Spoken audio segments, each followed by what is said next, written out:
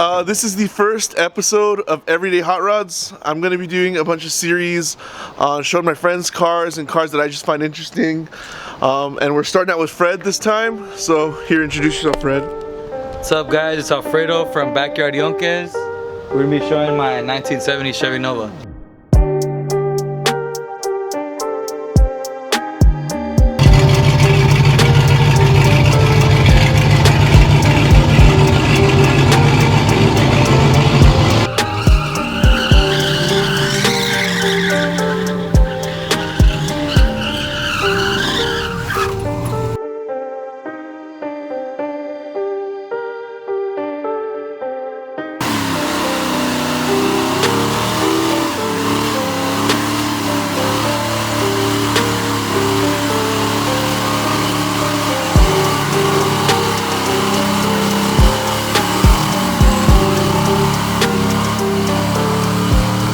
What is your engine that beat my truck once, and now you won't race me? If we could ever find the clip, because Greasy Thoughts hacked my iCloud to delete it.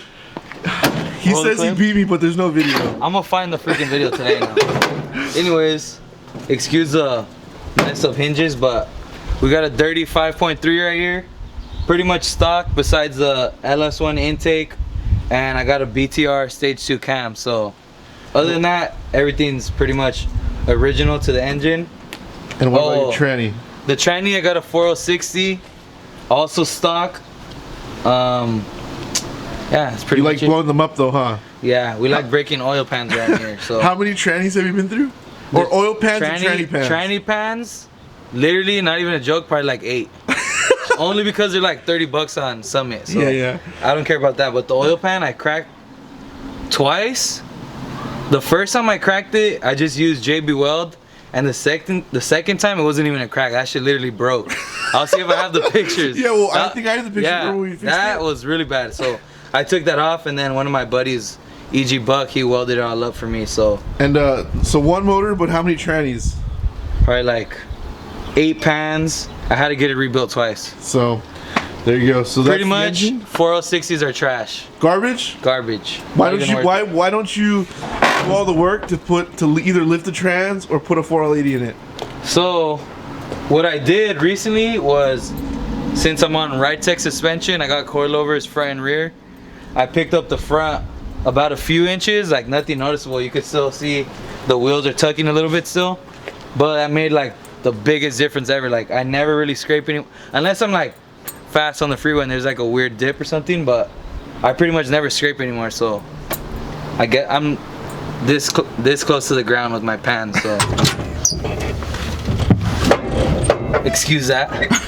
All right, so tell us about your badass interior. All right, pretty epic in here, I'm not gonna lie. A little rugged, but still works. We got some OG door panels, same on both sides, OG.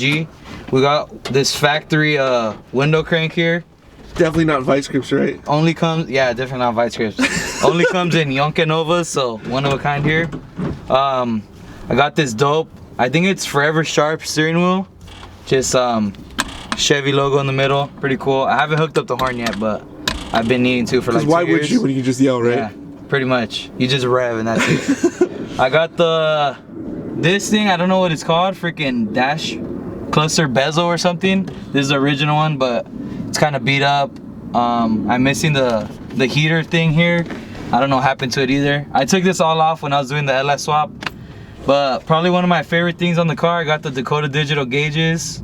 They're best seen at night. In the daytime it's pretty bright now, so you can't really see them. But all right, what about this custom headliner? Custom headliner, everybody roasts me in any video where my car comes out. I get roasted for this. So Will just showed me how to take it off, so I'm pretty much doing that ASAP. And how about your seats with the backwards rail? My seats? Yeah, what backwards rail? Remember you put the rail on and you can... Oh, yeah. Literally, I could sit into the front windshield. Like, I could go up if I was a midget. But... And your badass shifter, show out you shift this thing. My epic shifter that's currently under construction, I'm modifying it. I have to like squeeze this to pull it back. Actually, where's that stupid thing?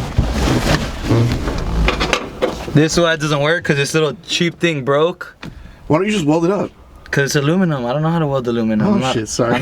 Oh, I could send it $1 actually. Yeah. Anyways, this is my shifter. This is my B&M shifter. It's kind of messed up right now, so I have to shift it all weird like this.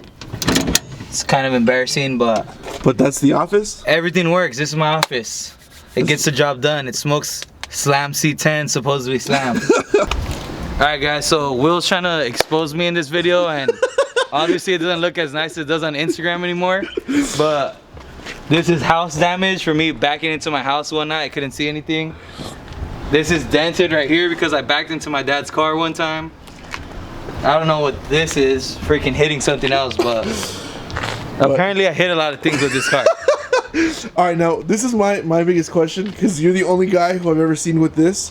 Why is it so low? Oh, because I'm down, fool. Nobody's down to drive their car this slammed all the time. Unless they got bags, but it doesn't really count. Does it count static only? This is static life. Bags are for groceries? Life. Yeah, bags are for groceries. Alright, so I got this stance. I'm on full Ride-Tech suspension like I said earlier. Front, upper and lower control arms. I got their tall drop spindles, their coilovers, they're adjustable. I got their beefy sway bar. Pretty much all the front, pretty much everything is Ride-Tech, except probably the steering linkages. I got like the AutoZone special or something. But all right, we're gonna go for a quick little ride along. He says he's gonna scare me. I doubt it. He currently makes like 50 horsepower. All right, this is the best part, guys. Starting the rocket ship. All right. So who's gonna take us for a spin? Hopefully you can hear us, or even see us, to be honest. Pro 80 or, to be honest, I don't really plan on going stick shift ever, so probably a 4L80. You never do stick? Not in this car. I'm not really a fan of stick shift. I mean, I'm not really the best driver with it either. Like, I can drive stick if I have to, but I don't have enough experience driving it. Yeah. So probably 4L80 eventually, because that's the way to go. Holds power. Hell yeah. Yeah, because this shit will still it'll still slip if I'm driving. If I floor it, yeah. I won't be able to like go first to second. It'll go first to second, and then after that, it's like it'll fucking slip from fucking to third. What exhaust do you have in here? So right now I got an is it an H? No, I got an X pipe to some Black Widow neighbor haters. Yeah. And then I got the pipes pointed to like my back tire, so when I do burnouts, shoots the smoke just goes shooting everywhere. Just a little pull. Alright, look at this fool.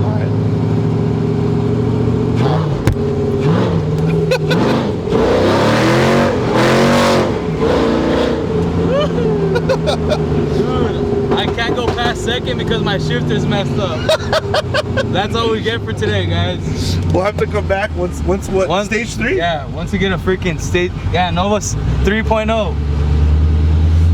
Alright, so that's the really quick breakdown on his 1970 Nova. We're gonna move into the serious part of this, and we're gonna interview him. Gonna hit him with some questions he's not ready for. Oh shit. And yeah, let's see how this goes. How's it going? Oh, this will put out a whole list of questions and everything. Are you ready? This better not be a roast session. No. Just calling out all my I definitely won't talk about how you're missing your little eyelets and the little grill. This is for aerodynamic purposes. Oh, I see. Airflow to my brakes. Alright, so what is your favorite story about the car? Let me think. Favorite story? I probably got two quick ones. The first one is like the most recent of when we all went to Irwindale, and everybody kind of just like pressed me to take the car inside, and I did, and it was like I impressed myself that day with some sick donuts and burnouts. So that was the first one. Second is like a bunch of times when I always crack the oil pan and stuff. Actually, let me say the first time. The very first time I cracked it, me and Bethel were driving this thing on the freeway, not even going fast, like probably like 60 miles per hour, and there's like this mega dip in the ground, and I swear we bottomed out, and me and Bethel were like floating for like 6 seconds. I swear it felt like we were in space. Boom, we fucking hit the ground twice. That shit was crazy. And then what, did your oil pressure drop to 0? No, it didn't drop to 0. It was the first time. It cracked like barely, but I started smelling oil like burning right away, and I was like, what the hell? And we're already pulling off the freeway, and I opened the door and I looked under, and I seen the oil just dripping out. How long into like having the car like done or LS swapped driving around because they're never done, did you crack the pan? Honestly, I probably had it for a while, probably like a good year before that happened. Cause at first I was like scared when I first swapped it. I was driving it like a peacefully, yeah, like a civilian. I was driving regular until I kind of got comfortable with it, like a year into it probably. Then I think that's probably when it happened the first time. Is that why your car is not as clean as it used to be? Yeah, and because I mean I don't know, I went through a phase where like I didn't care, and now I do care, so I kind of like baby it again. So I have a bunch of parts for it to make it clean again. It's just time and like. So could you say this is the start for the rebuild? This is I like to say stage 2 of it, and we're heading into stage 3 pretty soon. Next question is why big wheels? Because everyone, I mean, until I met you guys, I hated big wheels. But now after hanging out with you guys, I love them. I think it's the better way to go. I know I haven't bought wheels, it's because they're expensive, but why big wheels? So the smart answer, so you don't get bad comments back, is because you get to use big brakes. So I got CPP big brake kit, which is like I think 13 or 14 inch rotors in the front, probably 13. But the biggest or the smallest wheel you can run with these brakes is a 17, I think, or maybe an 18. So that's like the smart answer. But really it's because that shit looks sick. You gotta have a big ass wheel in the back. I got 18s in the front and 20s in the back, and you just can't beat that. I feel like it goes with muscle cars. You need those wheels, especially with classic muscle cars. What's the biggest thing you've learned from owning this car? Damn. Biggest thing? Or what are multiple things like? Alright, some things I've learned is to take care of it, because like you said, it freaking looked nice at one point and now it kind of just looks like rugged, and I wish it still looked nice. So I learned to kind of like baby these cars but still drive them like to have fun, you know. Let's see, another thing, I pretty much learned everything I learned on cars with this car. Like I learned how to do brakes, suspension, wiring. This was my first car, so I freaking learned everything on it anyway. So everything pretty much, I guess. All right, so like when we go to car shows, we're usually the youngest people there. What's something you would say to someone who has a newer car that you'd want them, like, I don't know, like what's something you would say to get younger people into this? Into older cars? First of all, I don't know if it's just because of like social media and stuff, or maybe it's the cars too, mostly, but you meet all kinds of other cool people, your age, different ages, whatever, all kinds of different people, but you guys all share the same interests, and you make tons of friends with this shit. Like, it's crazy all the different people that I know now because of cars and stuff. So that's a major thing. I mean, don't go buying a car just to make friends. I don't know if that's a thing, but another cool thing is you learn a bunch of stuff. I'm sure, just like me, Will, when we first got these cars, we didn't know shit about cars. Like, I literally knew nothing about cars before this.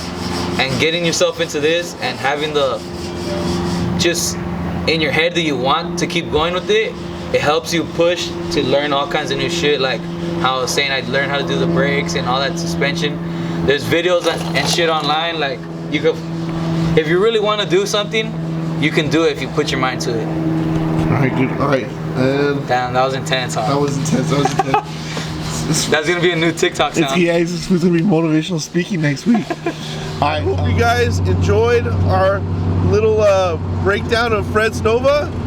If you haven't, go subscribe to the Backyard Yonques, and I'm sure at some point we'll be doing Güero, Bethel, and then eventually Bad Bitch when he's got his stuff going. So yeah, I'll see you guys in the next one.